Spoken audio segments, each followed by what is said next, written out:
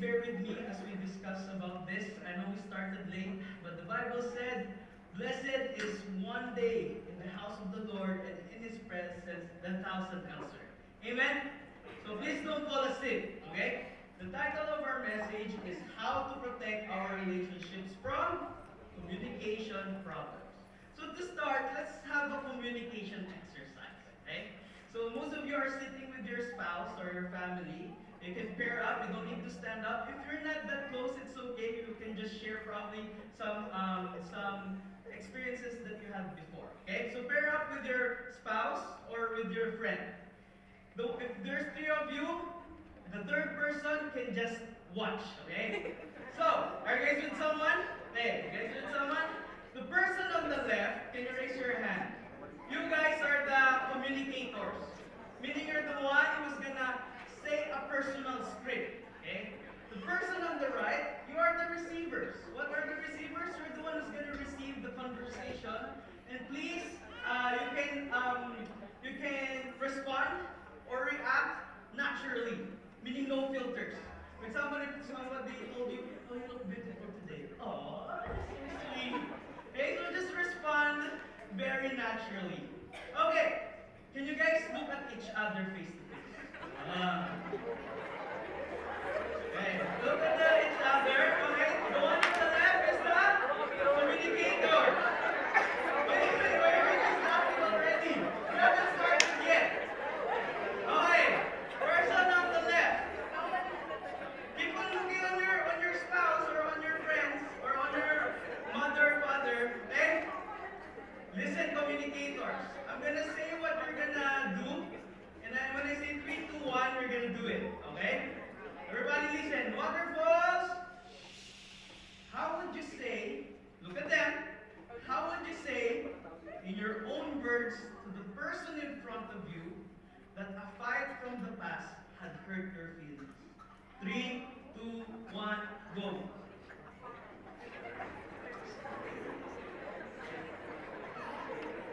Maybe you're not that close. Maybe you can share something that has happened in your past that has hurt your feelings.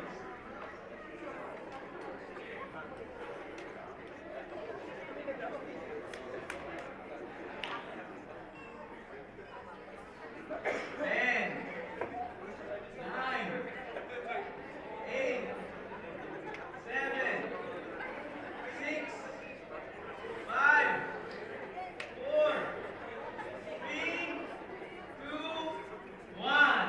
Stop. If you started the conversation with, "You know what? You're so insensitive. You hurt my feelings," you have a communication problem. If you started with pushing someone, "Remember you? This is what you done to me," you have a communication problem. Some of you here didn't even try to communicate what you were really feeling. You have communication problem. And guess what? To the people that are just receivers, and when they said something to you and you were like eye rolling, "What? Really? I've done that to you?" You also have communication problem.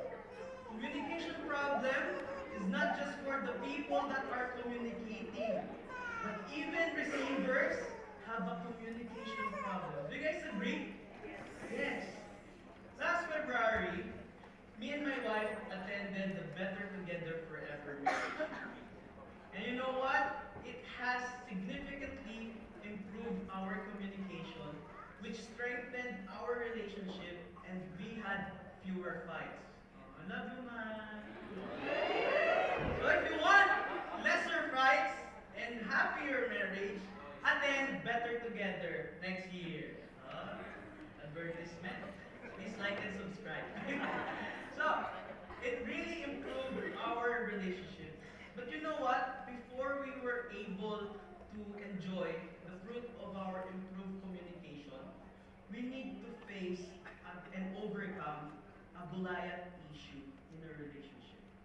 This Goliath issue that I'm going to share to you is a primary factor leading to divorce with over 90% accuracy. And for those that has just been to the marriage retreat, you probably know the answer. But what do you think is the answer? a 90% accuracy, a primary leading factor to divorce. Anyone here thinks it's financial issue? Okay. Anyone here says it's addiction? Pornography, gambling, drugs, any types of addiction. Anyone here think it might be fear that leads 90% to divorce? Surprisingly, it's none of them.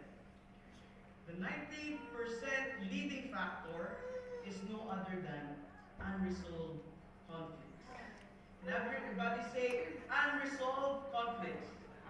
Unresolved conflicts. What are those? What does that mean?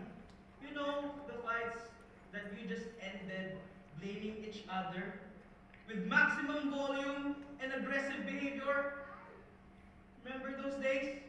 You just keep shouting on each other, yelling, you did this, you did that. You know the fights that both sides just want to be right. And no one wants to lose the conversation or show you humility. You know those conversations that has crushed your soul and heart? And then the next day, as if nothing has happened. Right? There's no sorry, there's no forgive me. And the conflict was just put under the rug. That's what you call unresolved conflicts. Some of you here might think, thank you, Lord. Tonight is not for me. Thank you, Lord, that the message is not for me tonight, and my heart can take rest. Because last Sunday, Pastor Arnold already beaten my heart. He punched it, he kicked it, he stabbed it because of pornography and addictions to last night. Thank you, Lord. Thank you, Lord, it's for those marriage people topic. Finally, Lord, I have something to thank you for being single. Wow. Sad to say, my friend, you're not safe tonight. Because there are a lot of broken relationships within the family that is being caused with the same exact thing. Unresolved conflicts. And I hope all of us tonight will listen and apply this message so we can prevent broken relationships. Amen? Praise God if your marriage and family are doing great. There's no problem at all. But how's your relationship with your friends? How's your relationship with your boss, with your co-workers? How's your relationship here inside the church? If there's no problem at all in all of your relationships, praise God. That's the goal. But just so you know, we can't be perfect. There will come a time that you will also face conflicts. That's why please keep this message in your heart. Because all of us one day will encounter an unresolved conflict. So as you keep this in your heart, if you ever face that one day, you have something to resolve it for. Amen? So, now, what can create this unresolved conflicts? It's no other than communication problems. Tonight we're about to learn 5 communication problems. Top 5 based on research study on both sides. The communicator side and the receiver side. So prepare your arms because someone might show some gentle love to you tonight by elbowing you. And you already know what that means. It's you. That's you. Listen up. Listen. Right? So what's the first one? Yelling, harsh speech, and contempt. Oh, somebody elbowed someone already. Yelling is not shouting. Okay? Because somebody here might be too sensitive. Oi, Pastor Paulo talked about yelling. You yelled to me last time. Okay? Yelling is different from shouting. Shouting is, Robin, did you fix the lights here? Is it okay? Okay? Or maybe the lifeline told you, oh, please don't park there. They're not yelling at you. They're just shouting because you're too far. Okay? Yelling is different. Yelling is shouting with anger. Robin, what did you do? Hey, don't park there. You're not listening to me, huh? Oh, that's yelling. Okay? I'm just clarifying it so that we don't be too sensitive. Maybe sometimes you're too sensitive. Somebody from the life thing shouted that week, I'm not gonna go to church. No, they're just trying to communicate because you can't hear them, right? So yelling is shouting in anger. Harsh speech is words that insults people. You know that famous line? you're nothing but a second grade, trying hard, capital. Right? Meow meow. Anything that insult a person is a harsh speech. How about contempt? Ooh, new word, big word. And maybe some of you have learned this today, just like me. Contempt means expressing superiority. Have you ever talked to someone and you feel like you know better? Or mockery. You know, somebody correct you and you're like, yeah, right, whatever. That's contempt, that's mockery. Or disrespect through sarcasm. Oh, really? That's what happened? Oh, for you. That's so sarcastic.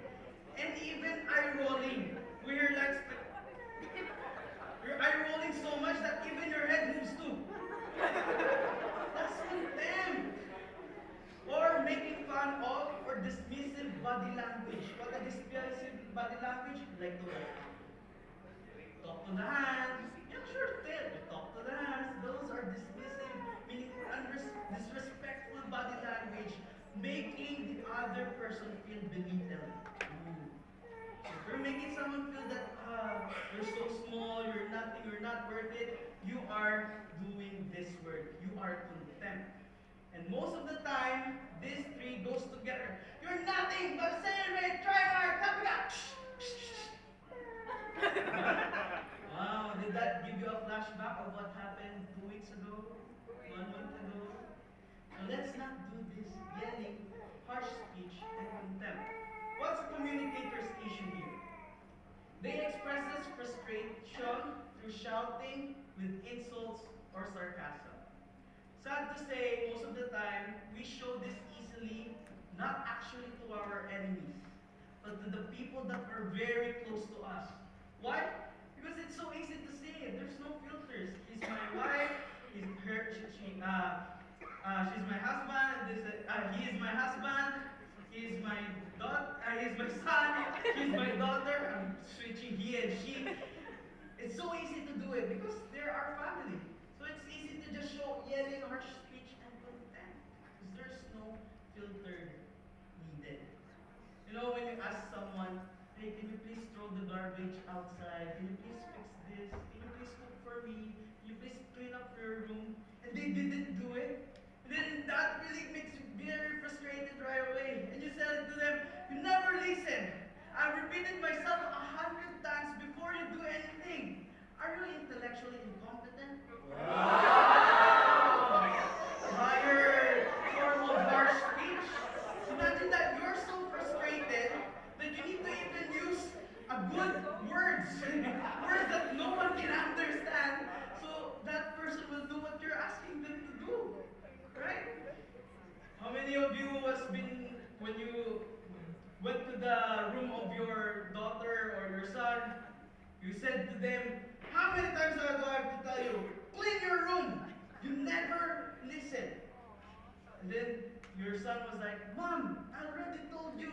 I will do it later. Why are you so annoying? Right? Those are some communicators' issues. Did you know that using the word never is a harsh speech? You never listen. You never change. You never do the things that I've told you to do. And why is that a harsh speech? We'll learn it later. Now, what's a receiver's issue? Matches the temperature. Wow.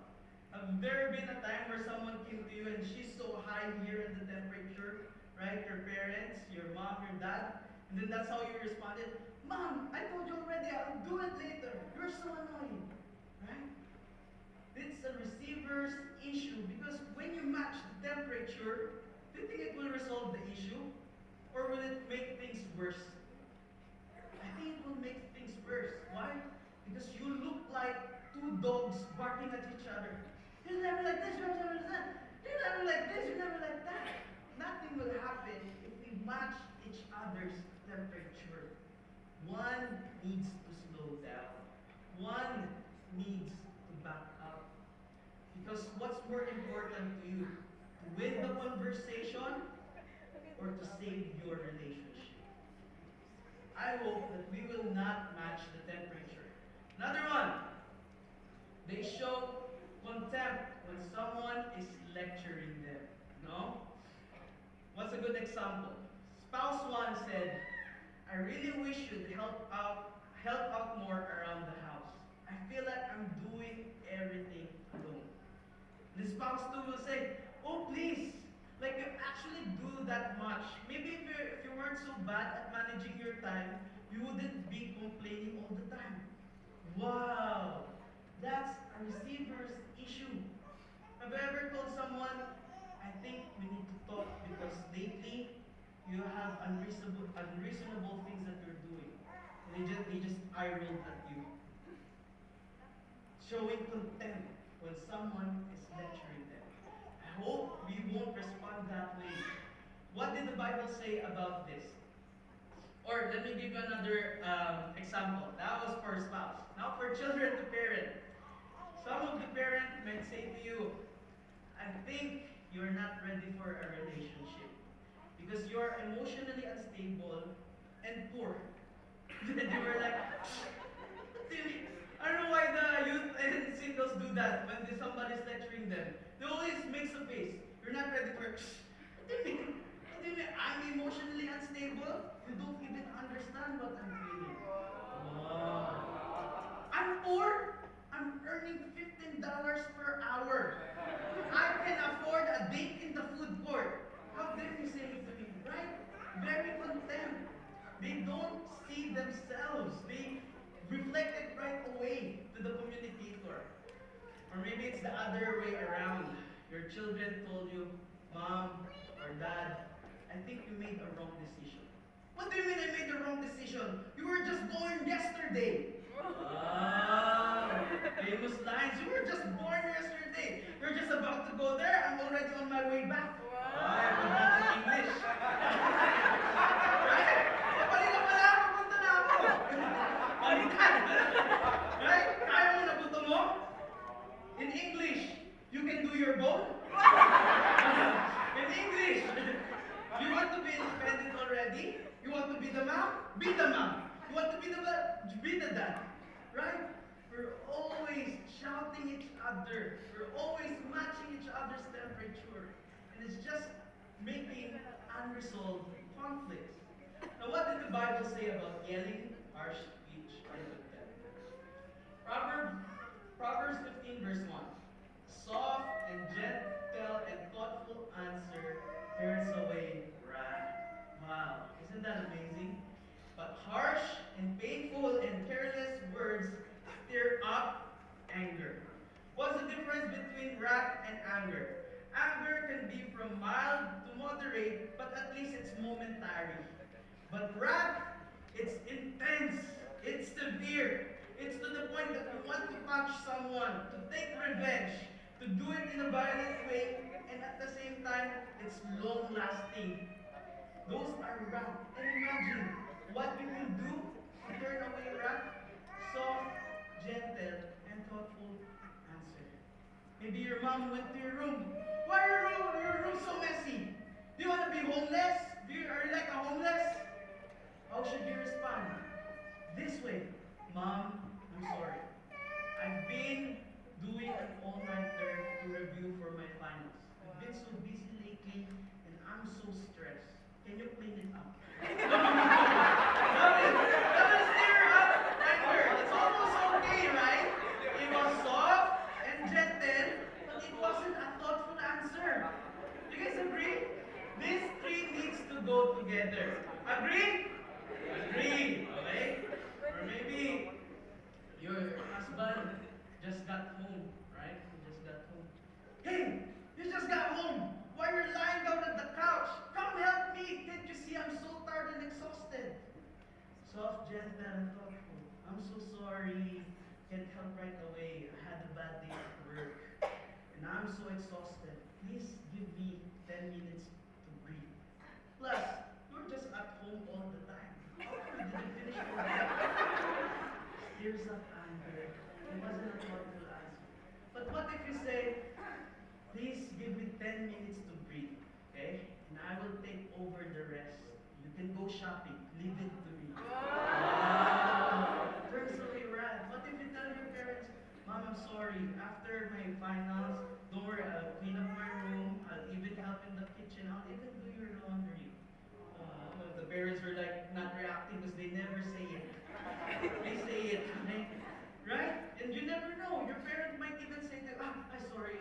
sorry anak, I was shouting to you. Don't worry, just focus on your study. I'll clean up the room for you. Wow, what a parent. The parent was like that. Wait till you have your own daughter, Paolo. See, they were like okay, so do you guys understand this? Are we clear with this one? Okay, second one, lack of active listening. Wow, another elbow, a gentle one. What does that mean? Failing to fully pay attention and understand the other person's perspective, often interrupting or not responding appropriately. Okay? Did you get that? What's a communicator issue with this one? Or actually, let's start with the receiver because it's more actually for the receivers. Receiver's issue listens to respond rather than to understand. They're listening to you not because that they care about what you're saying, but they're already preparing how they can justify themselves, how they can fight back to the things that you've said to me. How can I protect myself from everything that you've told me? You know what? There's nothing wrong about trying to communicate your side of situation, why you've done certain things that made the person mad. But you know what? As the listener, we should cater their needs first. And that shows Christ-likeness. Try to listen first. Why is that person mad at you? Try to be empathetic. Don't be justifying things right away, right? Another reason why we lack active listening is because some people are a story robber. What's a story robber? Someone that is trying to steal the show because they want more spotlight on them. Imagine in your life group, it's your turn to share. Oh, you know what? I've been struggling here in Canada lately. And then the brother and the sister are like, oh sis, me too. You know what? This is what happened to me. My kids were having these problems. My bank account is almost gone. And then you know what? Even before that, we went to Singapore and we did this and we did that before we even come. Right? The person who were being asked didn't have the time to explain themselves. Because you already took the spot. There's nothing wrong to share what you have to share. But at least let that person finish. Let's not try to rob their story. Okay? Some people are a story robber because they're unaware that they are a story robber. Because they just want to relate. Okay? That's why they're saying their experiences. Because they want to relate. They want to show you that, you know what, I've been there. But I believe it's better to let them finish first. I think it's also better to ask a follow-up question rather than stealing the conversation and then it all become about you. There's nothing wrong in doing that if you also want to share an advice. If the person is done sharing what's going on with them. Because have you ever had that conversation that I only said these things and then you took it all? How am I gonna relate to you more, right? And third one, the reason why the receivers have lack of active listening is because they have lack of interest. Have you ever shared a story to someone and you can see from their eyes, they're not listening at all? And sad to say, there will be people like that, where they just don't care about you. They don't care what's going on with you. But here, in this church, our goal is to become like Christ. And what's a good Bible verse? Philippians 2, verse 4, right? That we also take important of other people's interests. So make sure that when somebody is talking to you, give them all of your ears and all of your interests so they can see that here in Life Community Church, we show genuine support, love, and care. Now, what's a communicator's issue? Speaks without considering the other person's perspective or emotions. You know, sometimes we talk too much that we don't know that we already offended the person.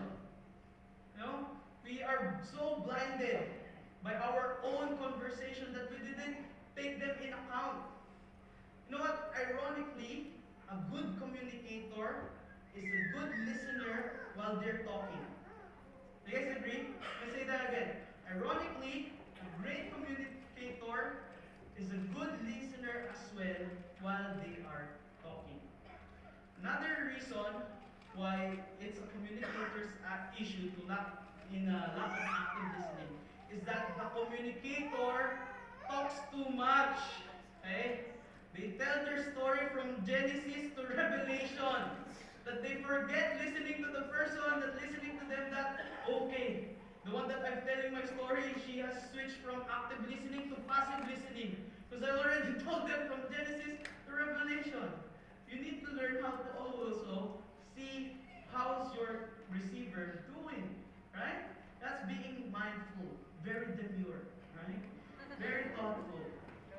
Okay, what does the Bible say about lack of active listening? My dear brothers and sisters, take note of this. Everyone should be quick to listen. Quick to listen doesn't mean literally. Oh, you know what? I've been struggling. Oh, you've been struggling? You can do it! Come on, let's pray for it! Ah, you like Jesus, no? Right? Quick to listen doesn't mean literally. Okay? Don't cut the conversationist right away. Try to let them finish it. Okay? What this really means, quick to listen, is be careful and a thoughtful listener. Making sure that the one who's saying things don't feel insecure or don't feel that they are not being taken care of. Agree? Next one. Slow to speak. Slow to speak doesn't mean, oh, really? That's what happened to you? Oh my gosh. So sad. Right? It sounds like it's sarcastic. It sounds like you don't care at all. It sounds like you're just mocking the person. Slow to speak means careful how you respond. Okay? You think proper questions that will help the person share it more. Because some people are having a hard time to really conversate how to show their feelings, how to show what they're going through, because they got used to just holding everything in. But if you're slow to speak, you're careful with your conversation, with the questions that you're asking, right? And next one is slow to become angry. This doesn't mean that, okay, sure, tell me everything right now. When you're done, I'm gonna be angry. No, you don't. It doesn't mean that you prolong the anger. What that means is that you're being patient, reflective, and forgiving, not trying to be defensive right away. What's being defensive? So your child said to you, Mom, I failed my class. What do you mean you failed your class? I told you stop doing computer games. It's all about your computer games, it's all about this and that. Maybe try to listen first. Don't become angry right away. Don't explode. Because if you explode right away, then the kid will not tell the rest of the story. Why he really or she really had a bad grade. Right? It's better to understand them first. That's why it's good to quick to listen, slow to speak, and slow to become angry. Are you guys still okay? Yes. Third one. We're almost there. Third one is assumptions. Oh. Who here loves to assume things? Assumption means it happens when one person believes they understand the other's thoughts, feelings, or intentions without seeking clarification. And this often leads to misunderstanding and unmet expectations. It's painful when you assume things. What's a communicator's issue? Communicator's issue assumes the other person should just know what they mean or feel. Let me show you a conversation. The wife said, "You didn't even ask how my day was." Oh, so frustrated. Then the husband was like, "I didn't think I had to.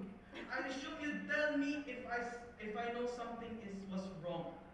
Then the wife was like, "You should just know I need you to check in with me." And then the husband was like, "I'm not a mind reader. If you want me to ask, just say so." Does that sound familiar? Most husbands assumes that their wives are super women. She can handle it all, right? If she didn't tell me that something is wrong, then there's no problem at all. Why do I need to worry about those things? I have already a lot of problems. She can take it all, right? We're assuming that our wives is doing well. That's why we don't ask. We just assume things. In the other perspective, most wives assumes that husbands should be a mind reader or fortune teller. When I say yes, it actually means no. When I say no, it actually means yes. If I say it's up to you, that means it's not up to you. And we are assuming that they will just understand. making things complicated when you want to assume. Now, what's the receiver's issue? It's all about them. Maybe you received a text message this morning. Good morning. I hope you're having a good day. This person has a crush on me. Out of nowhere, she messaged me. He messaged me. Good morning. I hope you're having a good day. But without you knowing, it's a group message. Right? It's not just meant for you. You're not that special. Everyone is special. Right? And then maybe earlier we were praising, worshiping God. If you want my heart, you got it. You got it. And then you look at your crush. Oh my gosh, Lord, it's a confirmation. It's telling me, you want my heart, I got it. Right? A shumera or a shumero. It's hard to assume things. It can resolve a lot of unresolved conflicts. What did the Bible say about assumptions? But test everything that is said. Hold on to what is good. That's why when I see my wife that she's having some problem, I immediately ask her, "Hi, how are you doing? Are you okay?" Then she'll tell me, "Oh yeah, I'm just okay." Do you think I'll stop there? No, I won't stop there. Because it's either will be a fight at the end of the night or it will be a worse day for the two of us. So all throughout that day, I will make sure that that phrase, "I'm okay," is 100% true. Because it says in the Bible, test everything that is said, so that there's no assumptions, right? We need to clarify things out. We need to make things simple, right? So that when she looked at me in the eyes, after I've probably asked a lot of times, sometimes I even lead her to the conversation. "Are you okay? Is there something that I've done wrong? Is it because I forgot to get some water? Is it because I stayed up too late last night?" Right? Sometimes we even need to lead them to a conversation so that they can came out of their shell. It's better that way. Rather than us assuming that, "Oh, you're okay? Okay. Can I go to basketball, my love?" "Yeah, sure. Go ahead." There you go for basketball. And then once you came back, "Oh, there's broken plates in the room. Oh, I thought you want me to go." I thought you're a mind reader. Wow. Right? It just makes unresolved conflicts. Let's not assume things, but let's test everything that is said and hold on to what is good. Hold on to what is good. Sometimes our partners or our children or our parents are going through things that they can't really share right away. So once you have fully understand or fully seen that they're doing okay, hold on to what is good. What is good? That no matter what your loved one is going through, God has their back. Okay? The best thing sometimes that we can do for other people is to pray for them for what they're going through. Next one, criticism and defensiveness. Ooh, big words. What's criticism? Attacking a person's character or making broad negative generalizations about their behavior rather than addressing a specific issue. Instead of focusing on the problem, they attack on the person's characters and saying negative things. What's defensiveness? Defensiveness is reacting to criticism with anger, justification, or blame, often shifting responsibility to the other person or minimizing their concerns instead of addressing the issue. When you're defensive, you don't want to see what's wrong with you, you just blame it back to the person. So, what's a communicator issue? Uses blaming, criticism, or harsh words. What is a good example? "Why can't you be like your sibling?" Wow. That is harsh and painful when we try to compare people. "Why can't you be like that woman's husband? Why can't you be that husband's wife?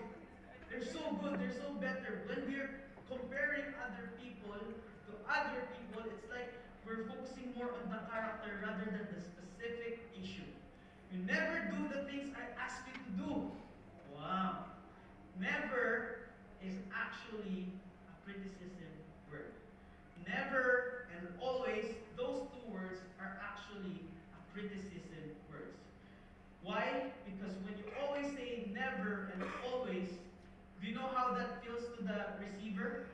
feels that they have never changed at all. Right? And sometimes you even draw things from the past. You never listen to me. You're always like this and that. You never change. You're always a cheater. You never change. You always are addicted to this and that. Right? And we always say never and always. It crushes the person's heart. Because they will be like, did I really never change? If she just see me, if my parents just see me that I'm just like this, then I'll be like this for the rest of my life. Because they didn't even see any change at all. That's criticism, right? Now, over here is a receiver's issue. Reacts defensively instead of acknowledging concerns. What's a good example? Is it just me? Don't you have a part on this as well? Right? When somebody told you, oh, our finances is not doing well, we have a lot of debt. It's because of this and that. Is it? So because of you've done this, you've done that, and then you react right away. Is it just me? Don't you have a part on this as well? Some people even use this phrase, hey, look who's talking. Have you been seeing yourself in the mirror lately? Right? Instead of listening to the person's constructive feedback about us, we sometimes just throw it right away to them. Right? And then we say bad things about them so that the problem will be shifted to them, not to us. That's criticism. And defensiveness is that you even compare it with contempt. You eye roll, you talk to the hand, hey, look who's talking, right? You never want to admit that you're also wrong. You always want to win the conversation. But in return, actually damages the relationship. Okay? One thing that we learn in Better Together, and you can apply this not just in a spouse relationship, but with your parents and with the kids. When you're in an argument, is it better for you to win the conversation or to save your marriage?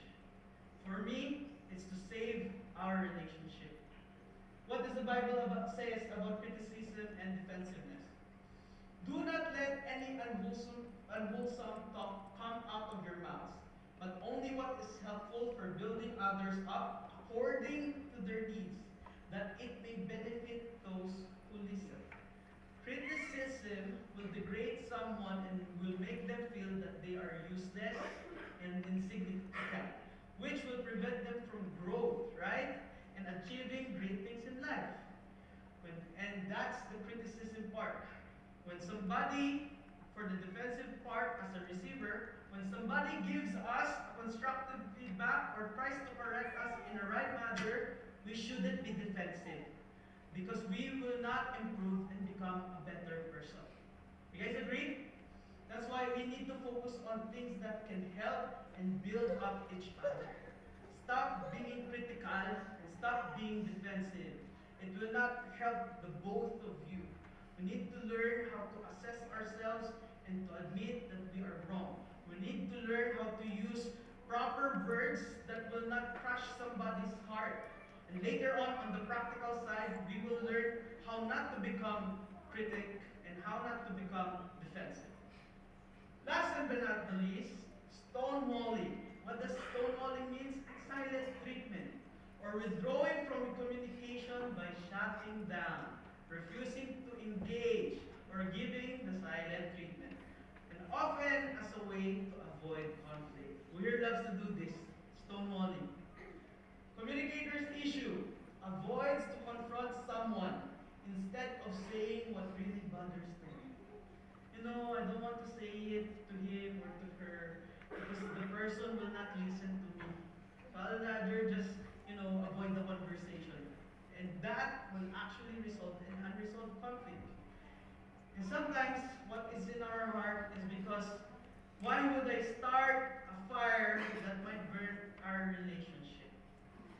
But you know what? The more we stonewall things or keep it to ourselves or bottle it in our heart, the more it will show in your actions. Because you're so frustrated, you're so mad, and you're so angry, and you cannot say it to the person, you cannot confront them, you show it through actions. Breaking plates here and there. Right?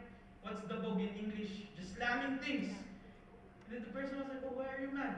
Nothing.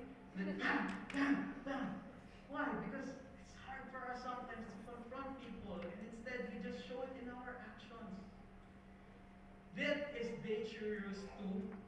This one is dangerous too, the stonewalling, because it can also result to gossips. Because you can say it to your husband, because you can say it to your wife, because you cannot say it to your children, because you cannot say it to your mom, you tell it to other people instead. Oh, you know what? My husband is like this and like that. It's okay to tell things if it will help your relationship, but if it's just to gossip other people, I think it will result to more unresolved conflicts. What's the receiver's issue about this one? Doesn't want any confrontation and completely stonewalls the person or the situation. Especially with our technology nowadays. Right? You agree? All of us here does stonewalling very easily. How? In today's age, we call it what? Sin zoning. Or some people are even wise. If you don't want to deal with someone, you just inbox zone them. Why do you inbox zone them? Because, I can just scroll from the top of my phone and I can read their messages without them knowing that I have read it already. And then that conversation will be left for 1 year. Wow, that's stonewalling, my friend. What does the Bible says about stonewalling or silent treatment? Matthew 5:23-24. So if you are presenting a sacrifice at the altar in the temple, and you suddenly remember that someone has something against you, leave your sacrifice there at the altar, go and be reconciled to that person. Then come and offer your sacrifice to God. What does that mean? It's hard, and you cannot worship God in true worship and in true spirit if you have unresolved conflicts. Do you guys agree? Because when we worship God, it's all about Him. But if you have unresolved conflicts in your hearts, it will just burn up anger, frustration, and a lot of irritation. Imagine you're saying, God, you got it, you got it, you want my heart, you got it. And suddenly you will imagine the fight that you had earlier. Then you were praising God, and then suddenly you like this. Then the person beside you was like, oh wow, that person can really feel God. But what's really going in your mind? Oh, what did they do earlier? Right? Why did they shout to my kid? Why did they shout to my wife? Why did they shout to my husband? Why did they do that? Can't focus worshiping because there's something in your heart that's been bothering you. That's why it's better to face unresolved conflicts before worshiping God, so that we can just focus in God.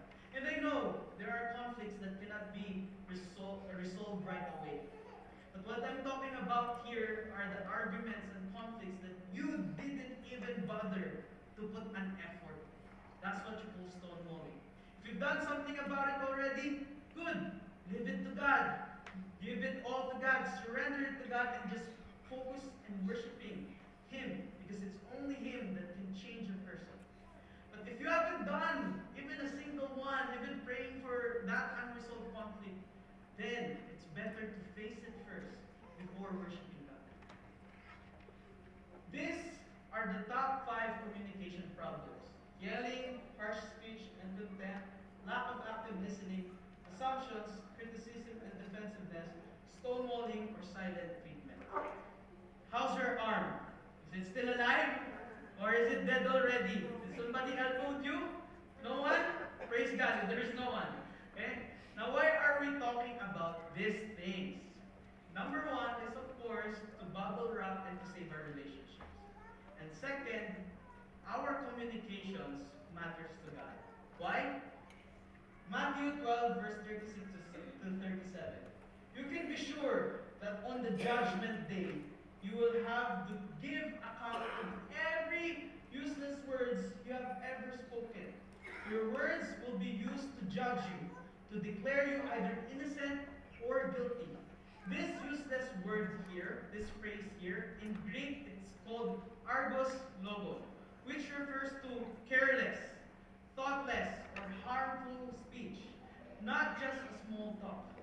And what will happen in the judgment day? We will either be proven innocent or guilty to all the things you've said to your parents, to your children, to your spouse, to your co-workers inside the church, to all other people, whether it's verbally or in your mind. You will be held accountable to what you have said. Imagine on the judgment day, God will show you like a clip. He'll play a video. And on that video, it was all about you saying useless words to other people. You're like this, you're like that. How come you did this to me? How come you did that? You never listen, you never change. How will that make you feel? And then on the other side of the story, God will show you how the receiver felt during that conversation. I will assure you that it will really break our heart. If you're a good person, it will really break your heart when God shows those things. So I hope that we will be careful of the words we are conversating. Another version, it actually says to that our words shows the shows our spiritual condition. Your words, things that comes out from your mouth, shows your spiritual condition. When we communicate and conversate to our loved ones, to all of our relationships, is there Christ likeness in the way you communicate? I don't know. Ask my neighbor. I hope that through our conversation, people can see that we have Jesus in us. No? And here are some practical steps.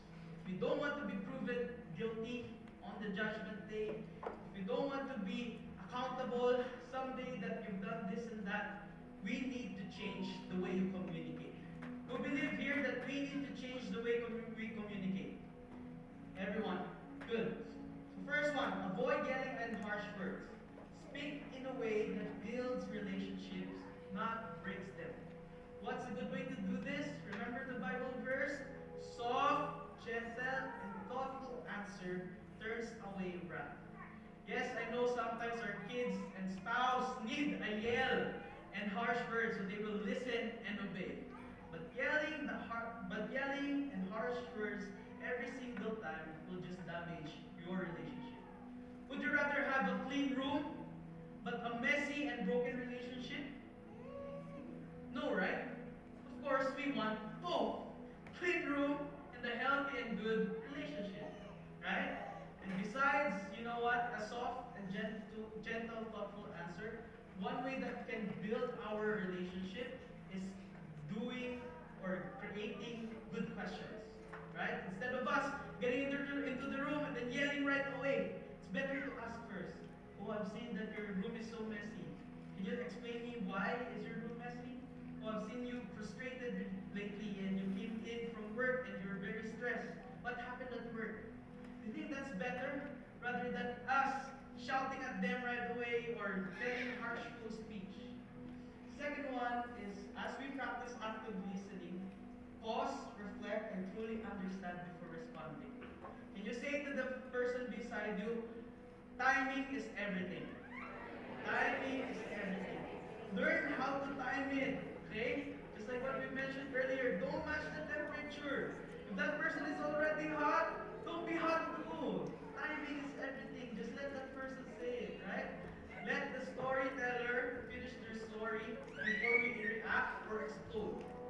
For husbands, when our wives tell us problems or something that has made them frustrated about it, our default sometimes is to be a problem solver or to fix things.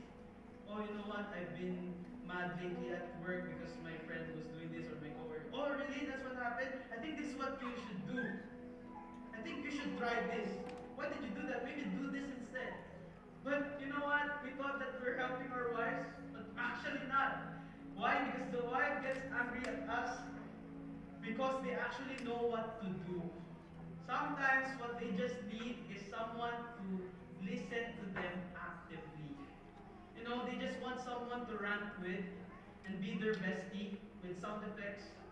Oh, really? That's what happened? Girl, tell me more. Right? Even instead of trying to solve the solution right away, no, they don't want that. We need to pause and reflect. Does my wife need a solution or a comforter? Maybe she just needs someone to listen to her problems because she already know what to do. Right? For For wives, what husband wants is for you to show us respect when we are saying something. It's very disrespectful for us that when we are trying to say something, then your eyes keeps on rolling, or your head is rolling too, or you have a dismissive behavior that you're just gonna walk out and start cleaning dishes. We need your full attention when we're trying to say something. Especially for the man that even have small words. Some men are not really good at communicating what's going on with them. And then you're not gonna listen. What will happen? Unresolved conflicts, right? You need to learn how to pause and reflect and show to the person that, hey, I'm here for you. Amen? And sometimes the real reason why they have few words too is because we never listen to them or respond in a way that is respectful. So let's be respectful towards our husbands, and let's be respectful towards our wives, to our children, and to our parents. Okay. Clarify and confirm understanding. Ask, did I understand you correctly? To avoid assumptions. Remember the Bible verse earlier? Test everything that is said. And a good way to do this is by a great question.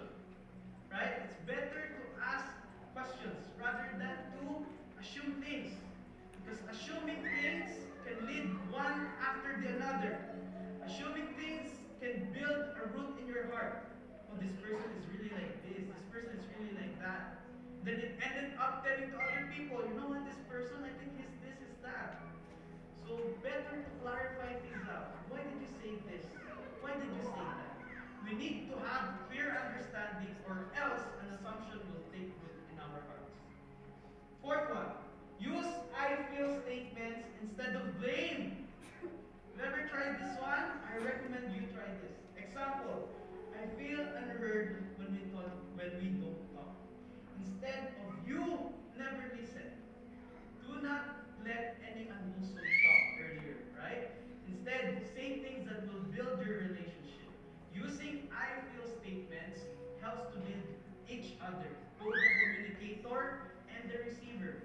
Because we need to learn how to be vulnerable with our feelings instead of just blaming other people, right? Instead of just reflecting everything to them. We need to learn how to be vulnerable. We need to learn how to say what we really feel. You know what? I feel that you've disrespected me earlier. You know what? I feel like I'm the only one who's doing things here and there. Use I statements. Last but not least, encourage open and honest communication.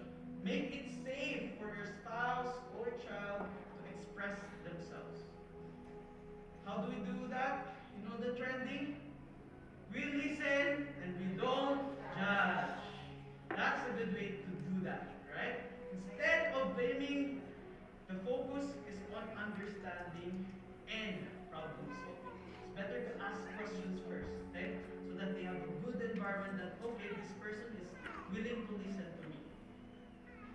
Now, as we wrap it up, these communication problems, all of this, are the symptoms of a disease called what? Unresolved conflicts, which will definitely break our relationships. But we can treat these symptoms by applying these communication solutions along with its Bible verse. Who agree? Amen?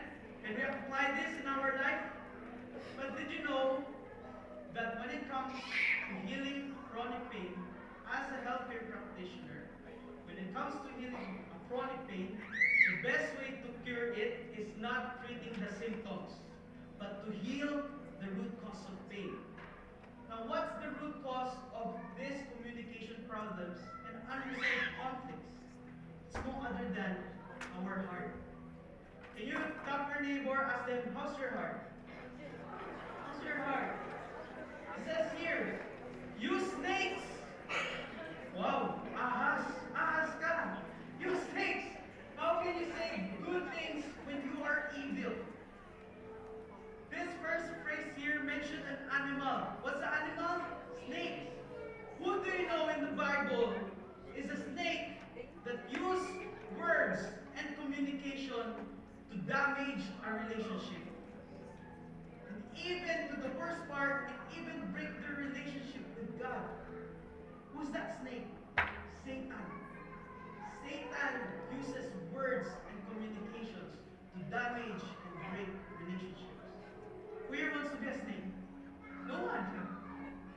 No one. We don't want to be a cause of someone's relationship being broken or damaged. And if we don't want to be a snake, what's the solution? Treat the root cause of the problem.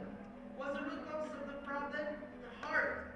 Why? It says here, for the mouth speaks what the heart is full of. What consumes your heart? Have you ever assessed your heart lately? Maybe your heart has been full of anger, frustration, disappointments lately. Then that's why it's easy for you to yell. It's easy for you to just use harsh speech and contempt because your outlet, that's your outlet. Because you're just so stressed and mad. What's inside your heart?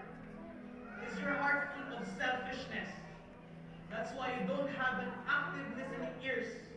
You always want it to be about you, about you, about you.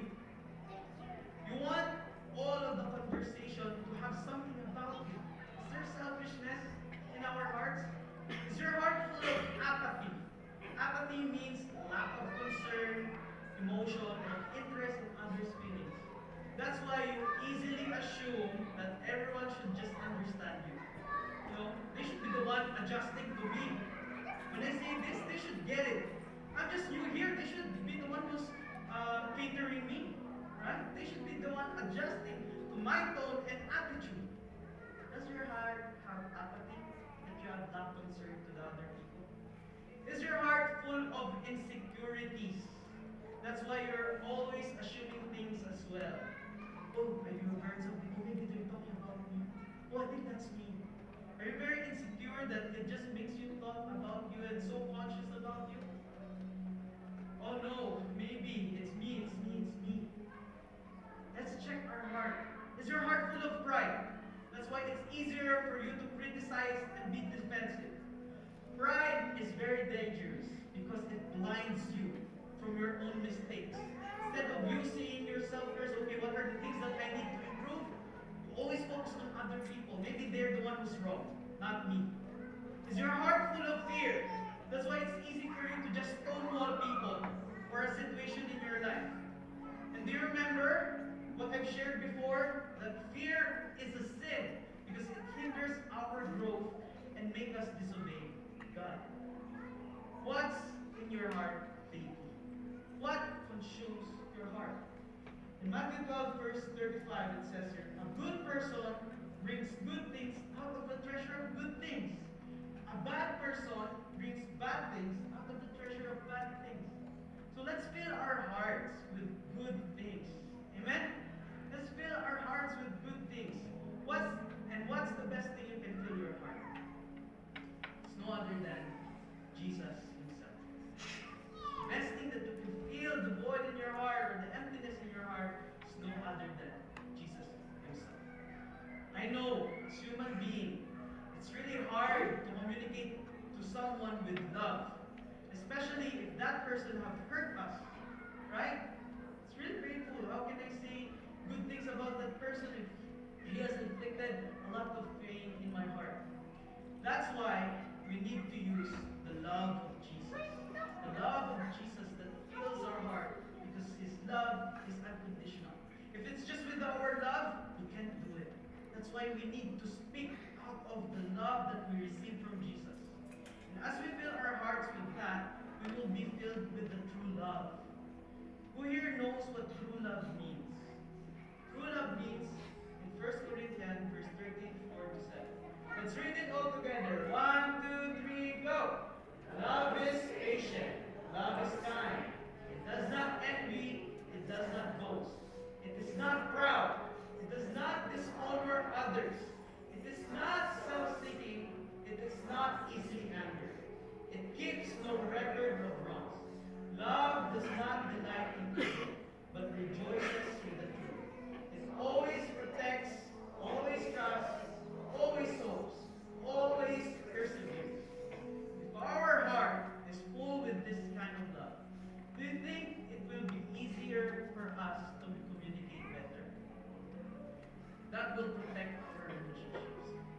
keep in mind, we should have this in our heart to help us communicate in a way that it will bubble wrap and protect our relationship.